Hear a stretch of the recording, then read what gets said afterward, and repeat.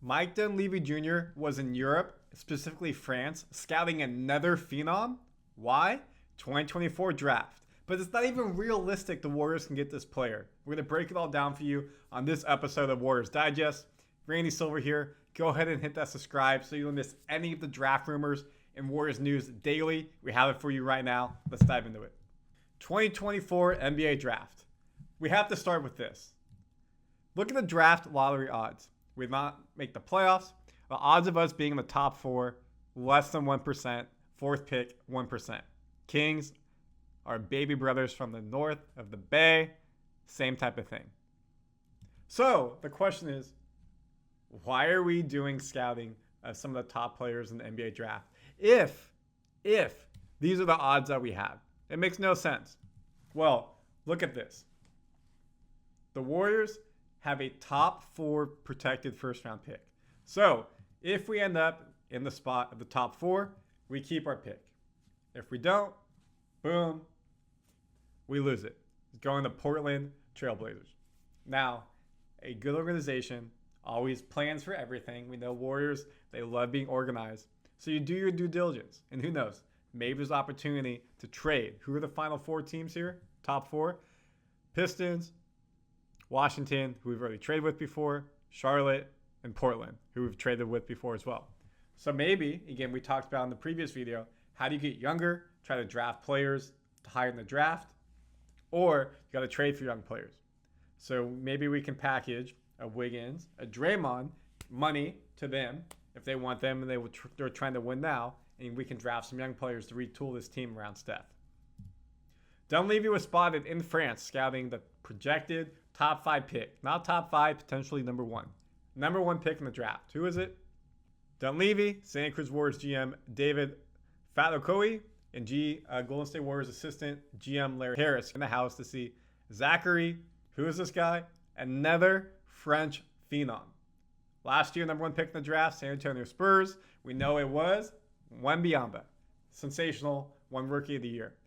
France may have a second first pick in a row in back-to-back years. That national team's about to be scary when they give him like 10 years in their prime, even before that. He plays for JL Borg in the LNB Pro A, considered the best player in 2024 draft class, 6'10 French forward. In the game that the Warriors staff was there, 10 points, 3 of 9 shooting, 8 rebounds, 1 assist. He's averaging 10 points a game on 43% shooting, 4 rebounds a game in 31 games. Playing the Euro Cup, averaged 13 points, 3 rebounds, 17 games. Expect him to be a part of the France squad in the Olympics coming up. So, some of these are top 4, top 5 draft pick. Why are we there? Should we be wasting our time there? Personally, I would love to hear your thoughts. I think no. The odds of us getting there, not going to happen. If we end up getting the top 4, then sure. The draft lottery is this Sunday. This Sunday, right now, it's May 8th of filming. So 9th, 10th, 11th, May 12th, 12 p.m. Pacific. ABC, they're going to film. So if you're watching after that, you already know where the positions are. This is before. I don't think we're getting top 4. I mean, look at those odds.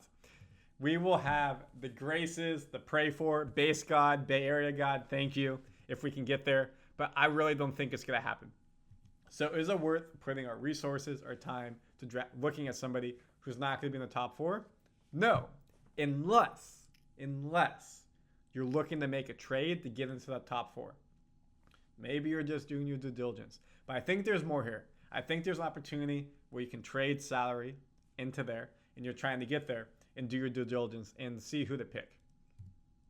Right now, if you look at the mock draft, these draft projections are by Tankathon. Zaccharie is number 1. Perth, so somebody playing in Australia, is number 2. Red Star in Europe is number 3. Red Star is also a football team, international, top 3 international. And then you have a bunch of players in college. You can see right there that say freshman USA. So 1, look at the game. Globally, the game is picture perfect. It's amazing. It's only getting bigger and bigger. And 2, Warriors are 52nd. We did the video. I'm linking right now. Tristan Newton from UConn. However, it looks like they think Washington may pick him. So then Trey Alexander would be your guy. Another shooting guard. 6'4 versus 6'5. So we're trying to get some shooting around around Steph to help him out. Warriors probably have the 14th pick. Again, we look at the odds. Tajane Saloon. However, it's not our pick. Again, if it's not top 4 protected, boom, Saloon is going to Portland. So they would pick for us. So that's what they think Portland will get. So we may not have a first-round pick. Again, we will definitely have a second-round pick. So there may be only one pick for us in this draft. Look at this guy. Kind of looks like Wemby in terms of like tall, lengthy, skinny. Put some size on him. Is able to move the ball well, dribble, create for himself, can shoot well. We saw that at 43%.